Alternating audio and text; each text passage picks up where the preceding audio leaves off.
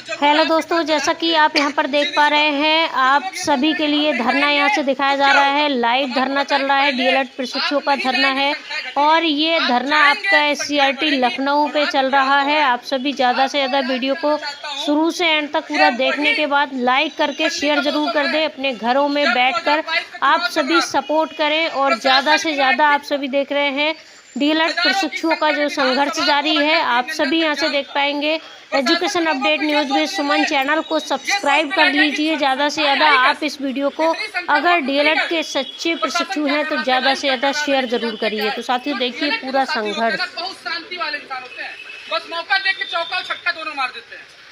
और हमको ये उम्मीद है कि धीरे धीरे संख्याएं बढ़ेंगी और 2-3 बजे तक अपना कार्य करेगी और ये अनवरत धरना चलेगा और प्रदेश सरकार को सुनना पड़ेगा। और जो यहाँ अभी नए महानिदेशक जी बैठी हुई है और इससे पहले जो हमारे विजय किरण आनंद जी थे, जिन्होंने हमारे ऊपर मुकदमा करा दिया, इसलिए मुकदमा कराए कि भाई मैं सरकार से नई प्राथमिक शिक्षक भर्ती मांग रहा था।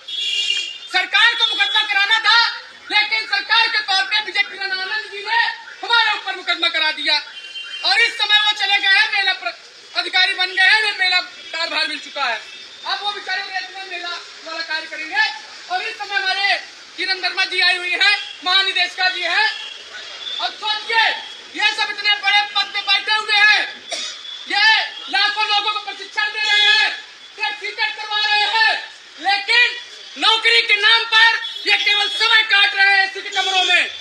और मैं आपको बताना चाहता हूँ, इनको सीख लेनी चाहिए बिहार से, इनको सीख लेनी चाहिए के पाठक से, इनको सीख लेना चाहिए झारखंड से, इनको सीख लेना चाहिए बिहार से कि वहाँ पर एक अधिकारी के पाठक जी कितना अच्छा बेसिक विभाग में काम कर रहे हैं। हर 3 महीने 2 महीने में नई प्राथमिक शिक्षक भर्ती का विज्ञापन निकाल रहे हैं। अरे आप एक आईएएस अधिकारी हैं, आपको सुनना चाहिए हम सबकी पीड़ा को, हम सबकी मांग को पूरा करना चाहिए, ना कि हम सबकी मांगों को दबाने का काम करना चाहिए। बताइए, हमारी बात को, हमारी मांगों को ये सरकार तक नहीं पहुंचाते हैं, ये हमारी मांगों को सरकार तक नहीं पहुंचाते हैं, बल्कि सरकार तक पहुंचाने से रोकने के लिए मुकदमा करवाते हैं। बताइए, ये क्या गलत है कि सही है? तो सोचिए, किस तरीके से उत्तर प्रदेश सरकार ने हमारे ऐसे बेसिक के आला अधिकारी है, ऐसे महानिदेशक है, ऐसे बेसिक सचिव है, इनके पास हर जिले से रिक्त पदों का डाटा है। कहाँ डाटा नहीं खाली है? बताइए, किस जिले में रिक्त पद नहीं है? मैं यहाँ पूछना चाहता हूँ, यहाँ प्रशासन के लोग भी हैं, किनके घर में बीएड बीटीसी डीएलएड के लड़के नहीं होंगे? किनके घर में बीएड बीटीसी के वो छात्र नहीं होगा? किनके घर में रिश्तेदार में बेसिक के पास छात्र नहीं होगा? सबके घर में, चाहे इंस्पेक्टर हो, सीओ हो, दरोगा हो, कहते हैं एक अध्यापक देश का निर्माण करता होता है, एक अध्यापक देश को सृजित करता है, एक अध्यापक देश को ऊंचाइयों को उठाता है। आज उसी श्रेणी में आने वाले डीएलएड बीटीसी छात्रों को नौकरी नहीं दी जा रही है। आपको बताना चाहता हूँ साथियों, यूनेस्को एक संस्था जो चैरिटेबल है, जो एजुकेशन के तहत उन्होंने बताया कि 2,26,000 पद उत्तर प्रदेश में प्राइमरी पद में रिक्त है और आरटीआई के थ्रू इन्होंने बताया कि 1.5 लाख से पद ज्यादा रिक्त है। अभी राज्यसभा में शिक्षा मंत्रालय में जब यही सवाल पूछा गया कि कितने पद रिक्त खाली है, तो आपको बताना चाहता हूँ 1,28,000 कितने पद खाली थे लोगों से इस समय, कितने पद थे उस समय? 1,26,028 पद रिक्त थे। तो आप सोच सकते हैं कि राज्यसभा में शिक्षा मंत्रालय डाटा देता है, राज्यसभा में दिया, बेसिक विभाग ने दिया, जिले के बीएसए अधिकारी ने बताया कि उत्तर प्रदेश में लाखों पद रिक्त है, लेकिन हमारे महानिदेशक साहब जो है उन्होंने कहा कि आपको जरूरी नहीं है कि टेट सीटेट पास होकर तो आपको नौकरी दे।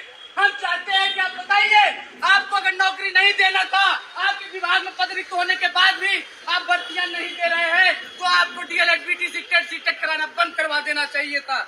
आज हम सब 5 साल 6 साल से 2017 से इस लड़ाई को लड़ रहे हैं।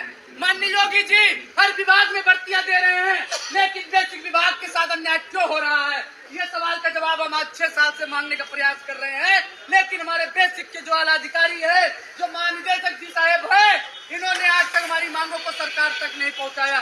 जब यही बात लेकर हम मौजूदा उस समय के शिक्षा मंत्री सतीश चंद्र द्विवेदी जी थे, उनसे मांग रखी गई। काफी उनसे बातचीत हुआ, उन्होंने कहा कि 17,000 लिखित भर्ती का आश्वासन हम दे रहे हैं। उन्होंने 17,000 भर्ती के विज्ञापन के लिए लिखित आदेश दिया। उन्होंने कहा कि हम आपको 17,000 भर्ती का विज्ञापन दे रहे हैं, लेकिन चुनाव के बाद उससे बेसिक विभाग ने कोई काम नहीं किया, उस पर कोई कार्य नहीं किया गया। फिर से लाखों प्रशिक्षितों को ठगने का प्रयास बेसिक विभाग ने किया है। यही सवाल जब मैं लोगों के बीच में लेके जाता हूँ, यही सच्चाई जब मैं बताता हूँ, तो बेसिक विभाग के द्वारा मेरे ऊपर एफआईआर दर्ज करवा दी जाती है। मेरे ऊपर यह चीजें फैलाने का आरोप लगाया जाता है कि बेसिक विभाग की बदनामी कर रहा है, बेसिक विभाग को बदनाम कर रहा है। तो आप बताइए, जब एक मैं लिखित रूप से सारी चीजें बेसिक के डाटा के साथ में धरना दे रहा हूँ, सारी चीज में प्रमाण दे रहा हूँ, तो रिक्त पदों का डाटा बेसिक विभाग क्यों नहीं दे रहा है? इस चीज के लिए आप सबको साथ आना पड़ेगा, आपको घर से निकलना पड़ेगा, आपको रोड पे आना पड़ेगा, आपको लड़ना पड़ेगा, अपना अधिकार छीनना पड़ेगा और इस निकम्मे बेसिक विभाग के आला अधिकारियों को जगाना होगा कि आपको बेसिक विभाग ने सरकार रखा है, आपको वेतन दे रही है, आपको समय से पैसा मिल रहा है, तो आप इस तरीके से क्यों कर रहे हैं? आपके पास जब रिक्त पद खाली है तो आप नौकरी क्यों नहीं दे रहे हैं? आप हमारी बात माननीय मुख्यमंत्री योगी जी तक बात क्यों नहीं पहुंचा रहे हैं? तो साथियों, मेरा उद्देश्य ये था कि मैं ज्यादा आप सबको ना दूर, ज्यादा चीजों को ना बताऊं, क्योंकि मैं चाहता हूँ ये अनवरत धरना चलेगा। अपनी ताकत को बचा के रखना होगा, इस बेसिक विभाग तक बात पहुँचाना होगा। मैं चाहूंगा कि जितने भी यहाँ संघर्षशील साथी उपस्थित हैं, उनके लिए एक बार जोरदार तालियां हो जाएं। और जो लोग हैं और जो लोग नहीं आए हैं, उनके लिए भी एक बार जोरदार ताली होना चाहिए कि कम से कम घरों पर बैठ कर लाइन देख रहे हैं। अरे भैया, आपके घर बैठने का ही नतीजा है कि प्रदेश सरकार आपको नौकरी नहीं दे रही है। एक बार मैंने बताया था कि 2019 में भी सरकार भर्ती नहीं देगी, तो नहीं मिला। 2022 में कुछ सोचे थे कि चुनाव को देखते हुए सरकार भर्ती देगी, नहीं मिला। और मैं फिर बोल रहा हूँ कि 2024 में भी अगर आप नहीं जागे, आप नहीं बोले, आप नहीं लड़े, तो आपको सरकार नौकरी नहीं देगी। इसी कड़ी में मैं चाहता हूँ कि यहाँ बहुत सारे हमारे साथी हैं, वो सभी एक एक लोग अपनी बातों को रखेंगे और धरने के संचालन करेंगे। इसी कड़ी में बहुत सारे लोग धरने में शामिल होंगे, बहुत लोग एकजुट होंगे। अगर धरने का क्रम इसी तरीके चलता रहेगा, मुझे अनुमान है, मुझे पता है, मुझे भरोसा है, ये संख्या धीरे धीरे बढ़ने वाली है। मौसम ने भी कहते नहीं इतिहास रहा है प्रयागराज में, प्रयागराज की धरती हो या लखनऊ की धरती हो, हमेशा बेसिक विभाग में जब भी धरना करने आए हैं और बारिश हुई है तो धरना सफल हुआ है। और आज फिर मैं बोल रहा हूँ, ये बारिश का समय है और जब धरना दिया गया है, अनवरत धरना हुआ है। जिस प्रकार से आपको पता होगा, हाल ही में 2 अक्टूबर को